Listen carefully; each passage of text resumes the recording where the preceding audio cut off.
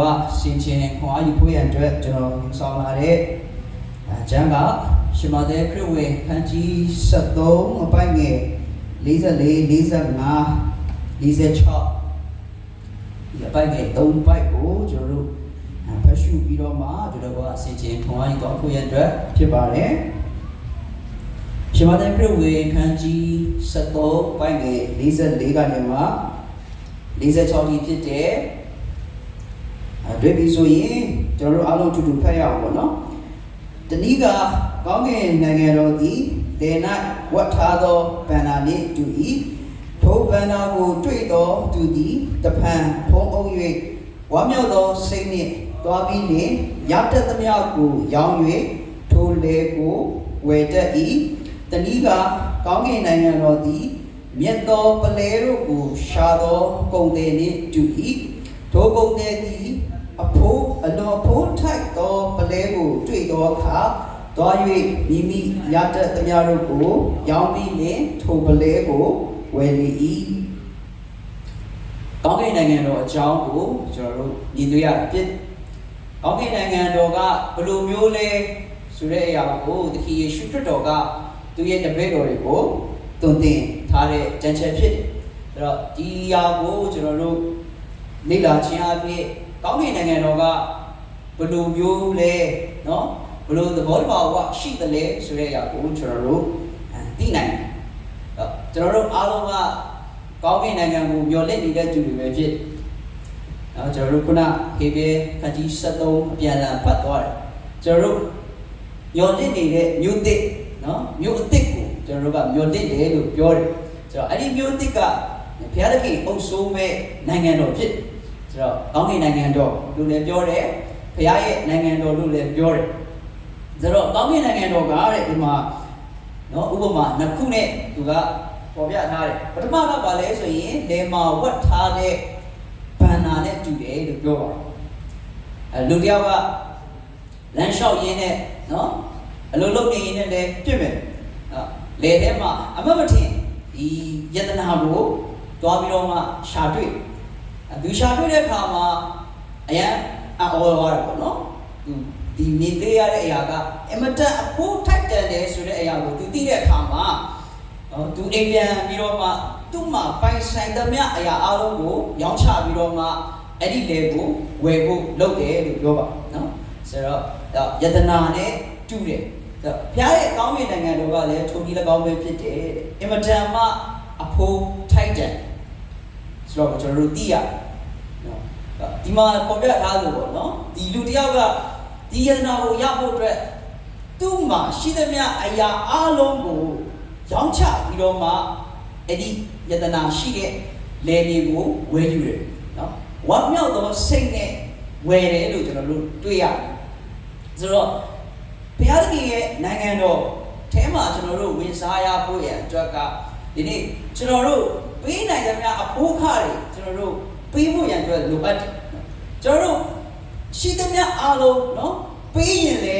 ထိုက်တန်တယ်ဆိုတဲ့အရာကိုကျွန်တော်တို့နားလည်ရဖြစ်တယ်။ဘာဖြစ်လို့လဲဆိုတော့ကျွန်တော်တို့ပိုင်ဆိုင်ထားသမျှအရာအားလုံးထက်ဒီကောင်းကင်နိုင်ငံတော်ကအဖိုးထိုက်တန်တယ်ဆိုတော့ကျွန်တော်တို့သိရတယ်เนาะဒီမှာပေါ်ပြထားတယ်။သခင်ယေရှုခရစ်တော်ကဒီလိုသွန်သင်တယ်။ကောင်းကင်နိုင်ငံတော်ကမင်းတို့ပိုင်ဆိုင်သမျှအရာအားလုံးရောင်းချပြီးတော့မှเนาะလဲလေနိုင်ရနိုင်လေရတော့တဲ့ထိတန်အောင်အမတန်မှအဖိုးထိုက်တယ်နော်ဒီဟာကိုရရှိခြင်းအပြင်ပြီးတော့ဝမ်းမြောက်မယ်ဆိုတော့ကျွန်တော်တို့မြင်တွေ့ရတာဖြစ်ဒါပေမဲ့ကျွန်တော်တို့လူတွေကတခါတလေကောင်းကင်နိုင်ငံတော်ရဲ့အဖိုးထိုက်တဲ့ခြင်းကိုကျွန်တော်တို့မသိနားမလည်တဲ့အခါမှာကျွန်တော်တို့ပေးရတဲ့အဖိုးခါတွေဒါနော်အနေချင်းပေးရရင်နော်နည်းနည်းပါးပါးပေးလာရရင်ဒါမှမဟုတ်ဒီထက်နည်းနည်းပို့ပြီးတော့မှသူတစ်ပါးထက်အများလေးအဖိုးခါပေးလာရရင်ကကျွန်တော်တို့ညီညွတ်တဲ့ငါပေးတဲ့အဖိုးခါများပြီငါလုပ်ပေးတဲ့အရာကများပြီဆိုပြီးတော့မှကျွန်တော်တို့ဒီလိုစဉ်းစားတတ်နော်ဒါပေမဲ့ဒီမှာနှုတ်ကပတ်တော်ထဲမှာပေါ်ပြထားတယ်ဘုရားရဲ့နိုင်ငံတော်ဒီဟာကအမတန်မှအဖိုးထိုက်တယ်ကျွန်တော်တို့ရှိသမျှအရာအလုံးပုံပြီးတော့မှပေးရင်တောင်မှလည်းလဲဖို့ရအတွက်ထိုက်တဲ့အရာဖြစ်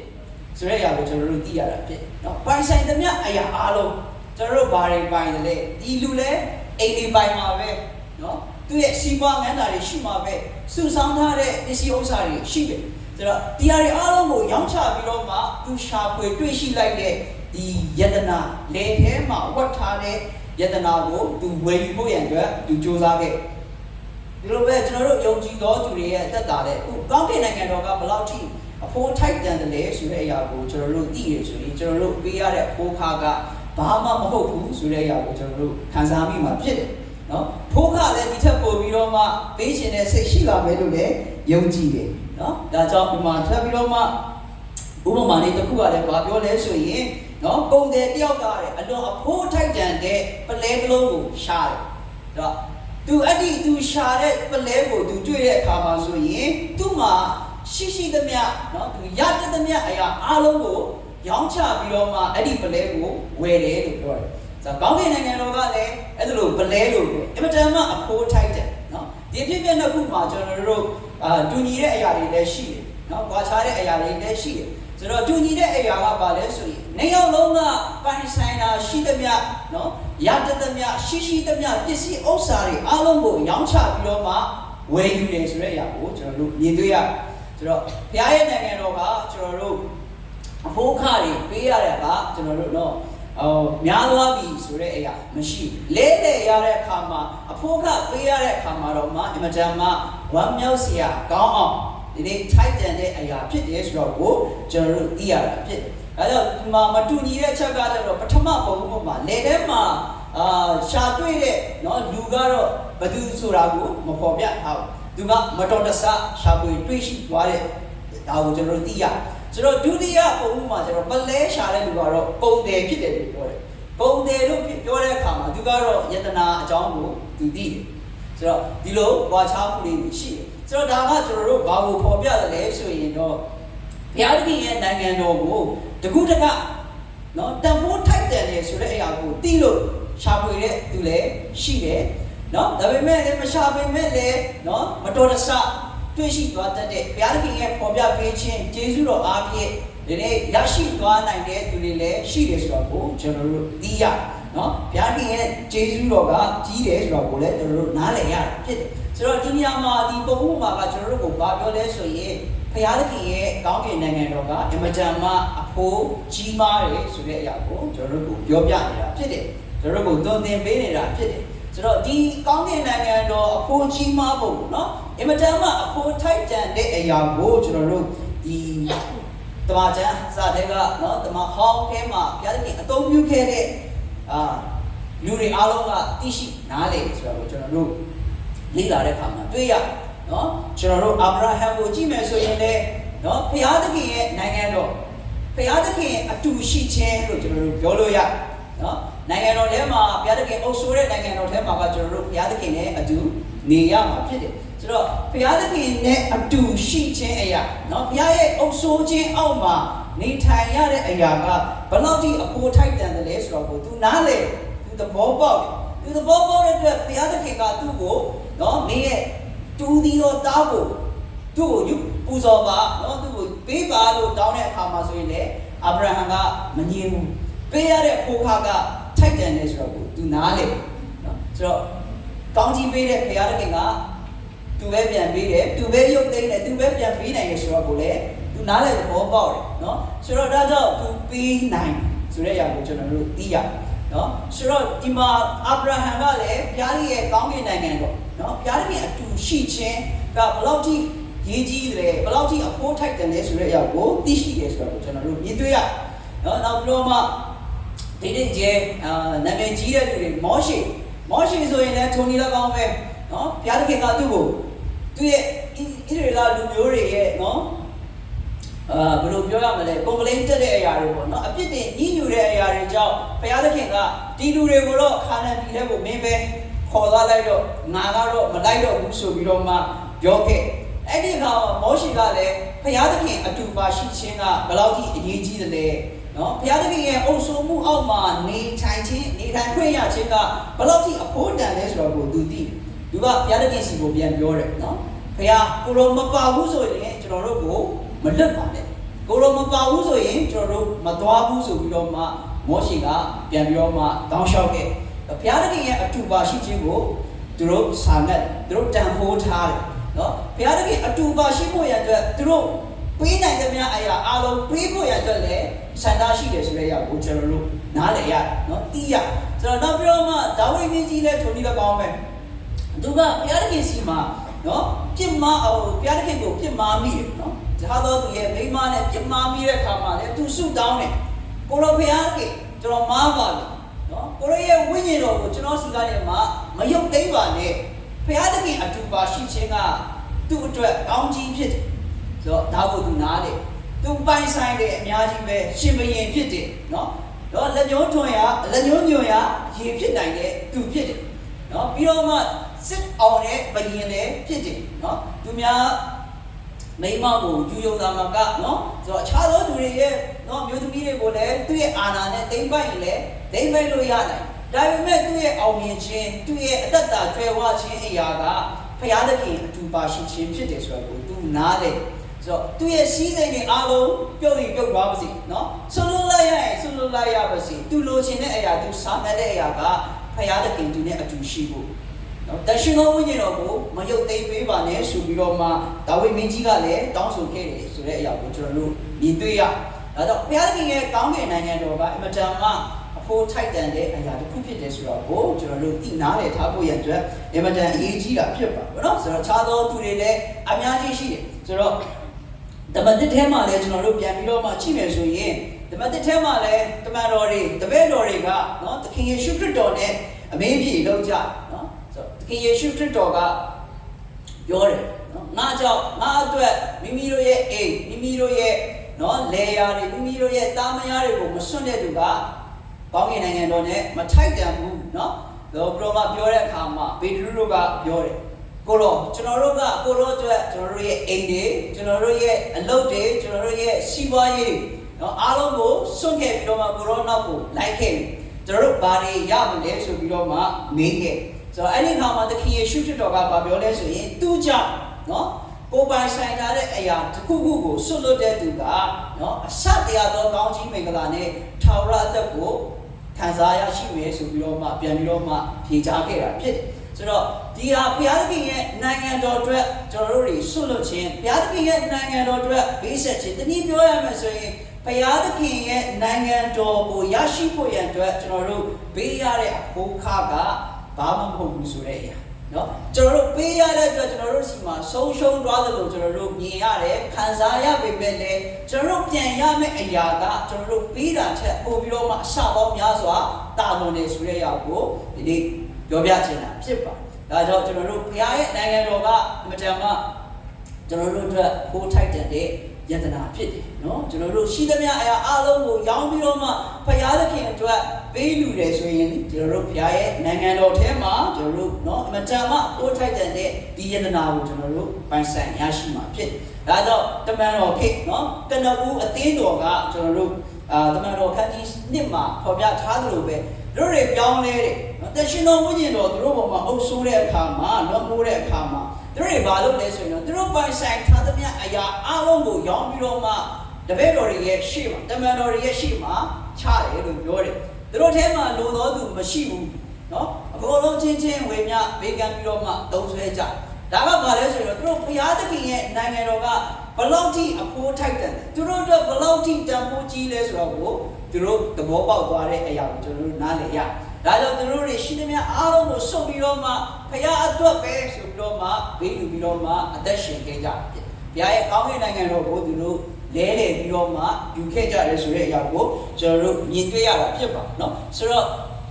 ထိုနည်း၎င်းပဲဒီတမန်တော်ရှင်ဘောလူကလည်းဒီနေ့ဘုရားသခင်ရဲ့နိုင်ငံတော်အတွက်ဒီနေ့သူ့ရဲ့အသက်ကိုစွန့်ဖို့ရန်တက်တော့ရှိတယ်ဆိုတော့ကိုကျွန်တော်တို့မြင်တွေ့ရတယ်เนาะဖိလိပ္ပိအခန်းကြီး3ထဲမှာပေါ်ပြထားတာဖြစ်တယ်เนาะဒီရှင်ဘောလူကကျွန်တော်အမတန်မ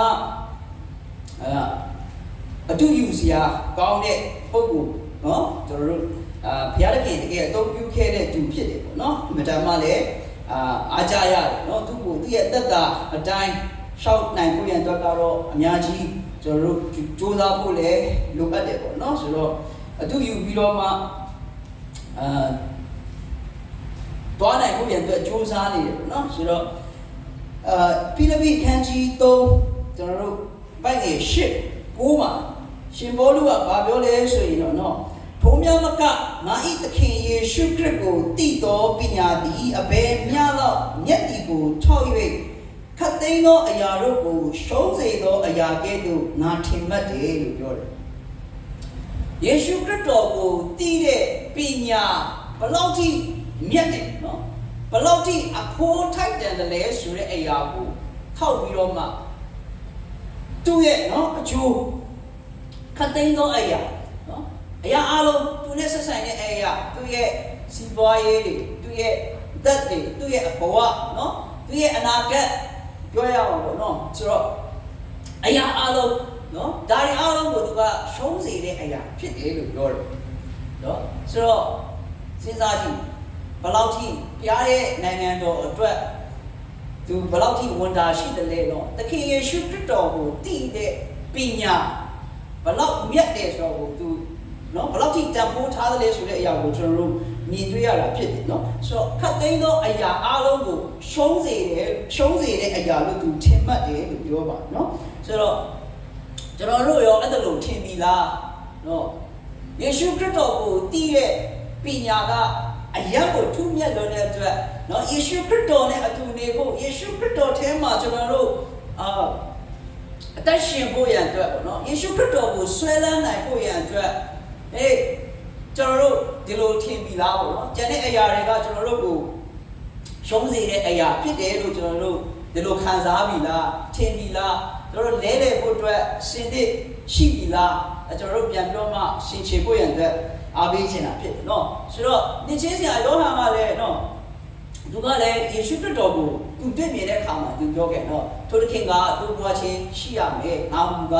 ဆုံးရော့ခြင်းရှိရဆိုတော့သခင်ကအဓိကသခင်ကပို့ပြီးတော့မှတိုးပွားရသခင်ရဲ့နိုင်ငံတော်ကပို့ပြီးတော့မှကျယ်ဝန်းရဆိုတော့သခင်ရဲ့နော်ခြေရင်းတော်ကိုမှနော်နမ်းဖို့ကြိုးဖြီဖို့ပေးဖို့ရန်အတွက်တောင်မှသူကမထိုက်တန်ဘူးဆိုပြီးတော့မှအဲ့လောက်ထိသူ့ကိုနော်ထင်မြင်ခဲ့နိုင်ချခဲ့တယ်လို့ကျွန်တော်တို့ပြောရအောင်နော်ဆိုတော့နှစ်ချင်းစရာယောဟန်ကလည်းဒီလိုပြောလို့သူကပေါ့သေးသေးလူတော့မဟုတ်ဘူးသူတို့ခေတ်မှာလည်းသူကအကြီးဆုံး prophet တစ်ပါးလို့ကျွန်တော်တို့ပြောလို့ရတယ်တကယ်ယေရှုခရစ်တော်ရဲ့နော်မကြွလာခင်ရှေ့ပြေး prophet သူယေရှုခရစ်တော်ကြွလာမဲ့လမ်းကြီးကိုပြင်ဆင်တဲ့သူဖြစ်တယ်ဆိုတော့လူတွေအားလုံးကဒီယူဒလူတွေအားလုံးကဒီနှစ်ချင်းစရာယောဟန်ဘာပြောမလဲဆိုတာကိုပဲစောက်ပြီးတော့မှနားထောင်ခဲ့ရတဲ့ပုဂ္ဂိုလ်တစ်ပါးဖြစ်နော်လူတွေတောထဲမှာသွားတယ်နော်ဘာကြည့်ဖို့သွားကြတယ်လဲယေရှုခရစ်တော်ကိုယ်တိုင်လည်းပြောတယ်လူတွေကိုတောထဲကိုသွားတဲ့အခါမှာဘာကြည့်ဖို့သွားတယ်လဲနော်တခြားဘာမှကြည့်ဖို့သွားတာမဟုတ်ဘူးနှစ်ချင်းစရာယောဟန်ကိုသွားပြီးတော့မှရှာတာဖြစ်တယ်နော်နှစ်ချင်းစရာယောဟန်ဘာပြီးတော့မှဘာတွေခေါ်မလဲဘာတွေပြောလာမလဲဆိုတဲ့အရာတွေကိုသူတို့နားထောင်ဖို့ဒီလိုမျိုးနော်လူတွေနေစားတန်ဖိုးထားရတဲ့ဒုက္ခကအကြီးမြတ်ဆုံး prophet တပါးလည်းဖြစ်တယ်ဒါပေမဲ့အဲ့လိုလူကတောင်မှသခင်ယေရှုခရစ်တော်ရဲ့နော်ဂျင်းနေတော်ကိုနော်ဆိုတော့မထိုက်တန်ဘူးလို့ပြောရတဲ့အစစ်ကြီးဆိုရင်ကျွန်တော်တို့တွေကရောဘယ်လိုအခြေအနေမျိုးမှာရှိမလဲဒါကျွန်တော်တို့နော်ရှင်းရှင်းဖို့ဘုရားသခင်ကဘယ်လောက်ထိကြီးမြတ်တယ်လဲဆိုတဲ့အရာကိုကျွန်တော်နားလည်စေချင်တာနော်ဘုရားသခင်ရဲ့နိုင်ငံတော်ကဘယ်လောက်ထိအဖိုးထိုက်တယ်လဲနော်ဘုရားသခင်ကျွန်တော်တို့နဲ့အတူရှိခြင်းအရာကဘယ်လောက်ထိတန်ဖိုးကြီးမားတယ်လဲဆိုတဲ့အရာကိုကျွန်တော်တို့မြင်စေခြင်းတယ်နော်ကျွန်တော်တို့ဘယ်လောက်ထိတန်ဖိုးရှိတယ်လဲဆိုတဲ့အရာကိုကျွန်တော်တို့သိမှပဲလေကျွန်တော်တို့အဖိုးခကပေးချင်တာဖြစ်တယ်နော်ကျွန်တော်တို့လူတွေကတော့စီးပွားရေးလဲတွက်တက်တယ်နော်ဘာပဲဖြစ်ပါနော်ကျွန်တော်တို့ဒီမှာအင်ချန်မီတွေလည်းဟိုရောင်းဝယ်ကြတယ်ဆိုတော့ဥပမာပြောရမှာဆိုဒီခြံကနော်ခြံတစ်ခြံကဘယ်လောက်ဈေးရှိတယ်လဲဆိုတော့ကိုသိရင်နော်ဆိုတော့အဲ့ဒီရောင်းတဲ့ဈေးထက်နော်နည်းနည်းလေးနှိပ်ပြီးတော့မှဝယ်လို့ရမယ်ဆိုရင်လူတိုင်းကဝယ်ချင်တယ်ဒီခြံကိုဝယ်လိုက်လို့အမြတ်ရမယ်ဆိုရင်ဝယ်ချင်တယ်နော်ဝယ်ဖို့အတွက်ကြိုးစားမှာပဲနော်ကိုယ်မှမရှိရင်လည်းချင်းငါပြီးတော့မှတိချပေါက်မြတ်တယ်ဆိုရင်ဝယ်ဖို့အတွက်လုပ်ကြတာဒါပေမဲ့နော်ခြံရဲ့ဈေးနှုန်းကိုလည်းတန်ဖိုးကိုလည်းမသိဘူးဆိုရင်သူများကနော်ဒီခြံကတော့နော်ဒီရောင်းရင်တော့နော်ဝယ်ရောင်းလို့ရင်တော့မြတ်မယ်ပြောရင်လည်းကိုတိုင်ကတန်ဖိုးမသိဘူးဆိုရင်ကျွန် ကျွန်တော်တို့လုံးမှာမဟုတ်ဘူးနော်ယင်းဒီနှုတ်တံမှာမဟုတ်ဘူးဆိုတော့ဒီလိုသဘောတရားပဲကျွန်တော်တို့ဘုရားသခင်ရဲ့နိုင်ငံတော်ကဘယ်လောက်ထိတန်ဖိုးကြီးမားသလဲဆိုတဲ့အရာကိုကျွန်တော်တို့ကိုယ်တိုင်ကိုယ်ကြသိနားလည်ဖို့ရတဲ့အရေးကြီးပါတယ်နော်ဆိုတော့ကျွန်တော်တို့ဒီမရှိကမှုတော်ဆောင်တွေတရားဟောဆရာတွေကနိုင်ငံတော်ကဘယ်လောက်ထိတော့အဖို့ထိုက်တန်တယ်ဆိုတဲ့အရာတွေပြောတယ်သခင်ယေရှုခရစ်တော်ကဘယ်လောက်ထိကျွန်တော်တို့ပုံမှာကောင်းမြတ်တယ်လဲကျွန်တော်တို့ပြောတယ်နော်ဆိုတော့ပြောတဲ့အတွက်လည်းနားလည်တဲ့လူလည်းနားလည်မယ်နော်တီးတဲ့လူလည်းတီးမယ်ဆိုတော့မတီးတဲ့လူလည်းရှိမယ်နော်ဆိုတော့တီးတဲ့လူကတော့ဘုရားသခင်ရောသခင်ယေရှုခရစ်တော်ကိုပို့ပြီးတော့မှတမိုးထားတာပို့ပြီးတော့မှညှဉ်းနိုးလာမှာပဲဖြစ်ဘုရားရဲ့အလိုတော်နဲ့အသက်ရှင်ဖို့ရအတွက်လည်းဖြစ်လာပါလိမ့်မယ်ဆိုတော့ဒီမှာလည်းတမန်တော်ရှင်ဘောလုကသူကပြောတယ်နော်ဆိုတော့ခရစ်တော်ကိုတည်တဲ့ပညာဘယ်လောက်ထိမြတ်တယ်လဲနော်မတန်မှထူးမြတ်တယ်ဒါကြောင့်သူ့ရဲ့ဘဝကိုအကျိုးရှိစေမဲ့အရာအလုံးကိုသူကရှုံးစေတဲ့အရာဖြစ်တယ်လို့သူထင်မှတ်တယ်နော်ဆိုတော့မစင်ကဲလို့လည်းမှတ်တယ်လို့သူပြောထားတယ်အော်ဆရာကောင်းတယ်နော်ကျွန်တော်တို့ဒီလိုပြောတဲ့ကိုရန်သက်ကတော့များကြီးစက္ကပ်ဖို့ပဲလဲလိုပါသေးတယ်နော်ကိုလည်းသိပါတယ်ဆိုတော့ဒီမှာသူပါဆက်ပြီးပြောလဲဆိုရင်တော့ခတ်သိမ်းသောအရာတို့ကိုအရှုံးခံရပြီတဲ့ဒေချင်းမှထမြောက်သောခွင့်ကိုငါရနိုင်ကောင်းလင်ကိုရောသည်အသေးခံတော်မူသည့်ဤသူငါသည်လည်းအသေးခံ၍ထိုသခင်ကို၎င်းထမြောက်ခြင်းဤတကိုးကို၎င်းရှင်းရတော်မူခြင်းကိုဆက်ဆံ၍ခံခြင်းကို၎င်းနော်တည်ကျွမ်းခြင်းကပညတ်တရားအဖြစ်ရသောကိုဖြောင့်မတ်ခြင်းကိုမကိုးစားပဲခရစ်တော်ကိုယုံကြည်ခြင်းအဖြစ်ရသောဖြောင့်မတ်ခြင်းတည်ဟူသောယုံကြည်ခြင်းအတွက်ကြောင့်ဘုရားသခင်ပေးတဲ့ဖြောင့်မတ်ခြင်းကိုကိုးစားသဖြင့်ခရစ်တော်ကိုအမြဲရ၍ထိုသခင်၌တည်ပါမည်အကြောင်းခတ်သိမ်းသောအရာတို့ကိုမစင်ကဲ့သို့ငါထင်မှတ်တယ်လို့ပြောတယ်ခရစ်တော်နဲ့အတူရှင်ပြန်ထမြောက်ပြီးတော့မှနေနိုင်ခွင့်ရဖို့ရဲ့အတွက်သူမျှော်လင့်သူလိုအဆုံးသောအရာကဒါပဲဖြစ်တယ်ဆိုတော့ကိုကျွန်တော်တို့ညီတွေ့ရဒီလိုမျှော်လင့်တဲ့အရာကလည်းသူ့ရဲ့နော်ပညာတရားအဖြစ်ရတဲ့ဖြောင့်မတ်ခြင်းဒါကိုကိုးစားတာမဟုတ်သူရဲ့အစွမ်းစားကိုကိုးစားတာမဟုတ်ပဲနဲ့သခင်ယေရှုခရစ်တော်အဖြစ်သူရတဲ့ဖြောင့်မတ်ခြင်းနော်ယုံကြည်ခြင်းအဖြစ်ရတဲ့ဖြောင့်မတ်ခြင်းကိုကိုးစားပြီးတော့မှဒီနေ့သူမျှော်လင့်တယ်လို့ပြောပါတယ်ဒီသခင်ယေရှုခရစ်တော်ကိုသူအမြဲရတဲ့အတွက်အမတန်မှသူဝမ်းမြောက်ဒါကြောင့်သူရဲ့အဲမှာဘာမှမလိုအပ်တော့ဘူးဆိုပြီးတော့မှလည်းသူဝါကြွားနိုင်တယ်နော်ဆိုတော့ဘုရားသခင်ရဲ့နိုင်ငံတော်ကမတန်မှအဖို့ထိုက်တန်တယ်မတန်မှအဖို့ကြီးမားတယ်ဆိုတဲ့အရာကိုဒီနေ့ကျွန်တော်တို့သိရတာဖြစ်ပါတယ်နော်ဒီပုံသခင်ယေရှုခရစ်တော်ကိုယ်တိုင်ဒီကောင်းကင်နိုင်ငံတော်ကဒီနေ့လေထဲမှာဖွက်ထားတဲ့ဘန္နာတစ်ခုလို့ဖြစ်တယ်နော်သူ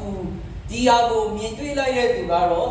ဝမ်းမြောက်စွာနဲ့အိမ်ပြန်ပြီးတော့မှရှိသမျှဥစ္စာကိုရောင်းပြီးတော့မှအဲ့ဒီယတနာကိုဝယ်ယူခဲ့အဲ့ဒီလေကိုဝယ်ယူခဲ့နော်ပြီးတော့မှဒီမှာတန်အဖိုးထိုက်တန်တဲ့ပလဲကိုရှာဖွေတဲ့ကုန်တယ်ကလည်းသူလိုချင်တဲ့ပလဲကိုတွေ့တဲ့အခါမှာ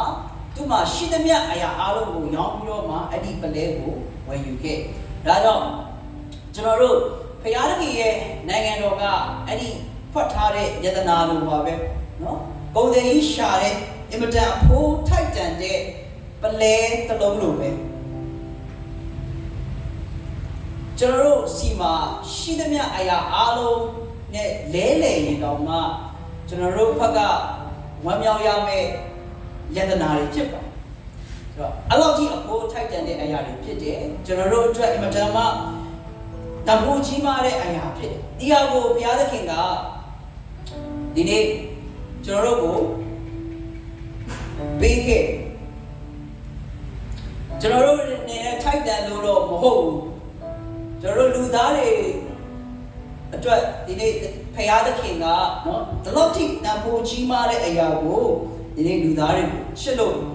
ပေးခဲ့တယ်ဆိုတော့ကျွန်တော်တို့နားလည်ရနော်ဒီပုံဝတ်မှာကိုဖခင်သခင်ရဲ့ချစ်ချင်းမြတ်တာဘယ်လောက်ကြီးမားတယ်ဆိုပြီးတော့မှနော်အနက်ပြန်တဲ့ဆရာတွေလည်းရှိတယ်နော်လေက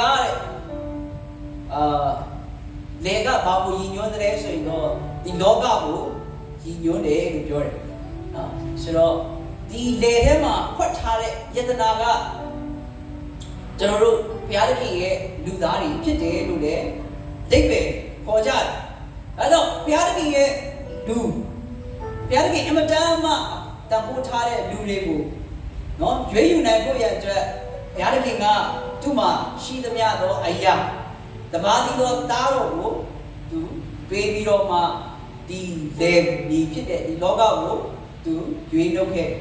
နော်သူလူသားတွေကိုကယ်တင်ဖို့ရအတွက်လှုပ်ဆောင်ခဲ့ဒါကြောင့်ဘုရားရဲ့မြတ်တာကအမှန်တမ်းမှကြီးမားတယ်လို့ဒီနေ့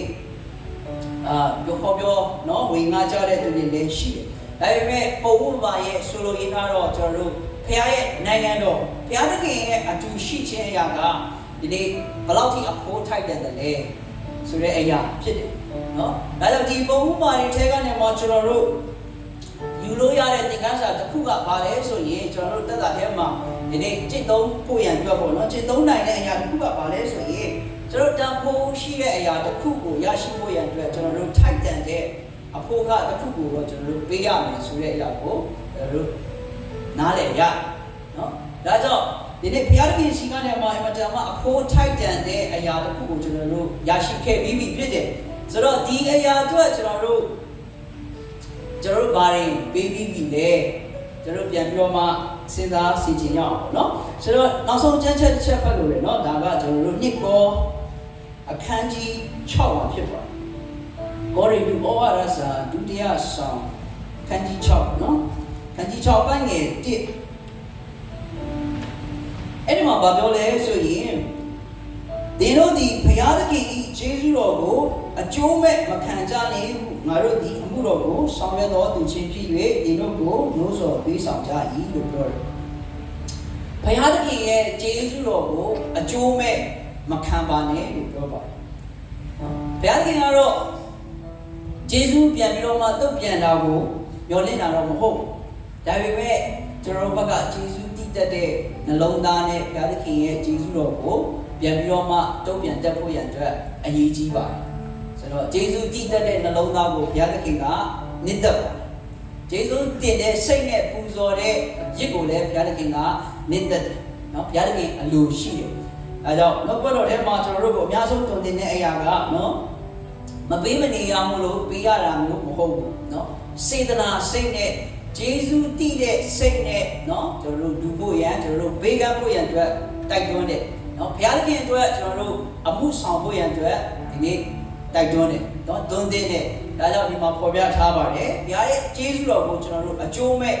မခံဖို့ရန်အတွက်အမြဲတမ်းအရေးကြီးပါတယ်เนาะဆိုတော့ကျွန်တော်တို့ဒီနေ့ညနှုတ်ဘတ်တော်ထဲမှာဒီနေ့ခွန်အားပေးခြင်းတဲ့အရာကဘုရားသခင်ရဲ့နိုင်ငံတော်မြတ်မအဖို့ထိုက်တန်တယ်ကျွန်တော်တို့ရှိသမျှပိုင်ဆိုင်သမျှအရာအားလုံးနဲ့ကျွန်တော်တို့လဲလှယ်ရင်တော့မှကျွန်တော်တို့အတွက်เนาะမြတ်မဝမ်းမြောက်စရာကောင်းတဲ့လဲလှယ်မှုတစ်ခုเนาะရောင်းဝယ်မှုเนาะတစ်ခုဖြစ်တယ်လို့လည်းကျွန်တော်တို့ပြောလို့ရကျွန်တော်တို့အမျက်ရရှိစေတဲ့အရာဖြစ်တယ်။ဘာမျက်ရလဲဆိုတော့ရှင်ဘောလူပြောသလိုခရစ်တော်ကိုကျွန်တော်တို့အမျက်ရရှိတယ်ဘုရားနဲ့အတူရှိတယ်နော်သခင်ယေရှုခရစ်တော်ကိုကျွန်တော်တို့အမြဲရဆိုတော့ဒါကျွန်တော်တို့အတွက်အမတမဒီကောင်းတဲ့ကောင်းကြီးတစ်ခုဖြစ်တယ်ဆိုတော့ကိုဒီနေ့မျှဝေချင်တာဖြစ်တယ်ဒါကြောင့်ဘုရားရဲ့နိုင်ငံတော်ဖို့ထိုက်တန်မှုကိုကျွန်တော်တို့ပုံပြီးတော့မှနားလည်ပြီးတော့မှဒါတကယ်နိုင်ငံတော်တို့လည်းပုံပြီးတော့မှနော်ဒီထက်မကပုံပြီးတော့မှစ조사ပေးသွားဖို့ရန်အတွက်လည်းအားလုံးကိုတိုက်တွန်းလို့ဆိုလိုတာဖြစ်တယ်ရောက်ရှိရှိတိုင်းပေါ်မှာဘုရားကောင်းချီးပေးပါ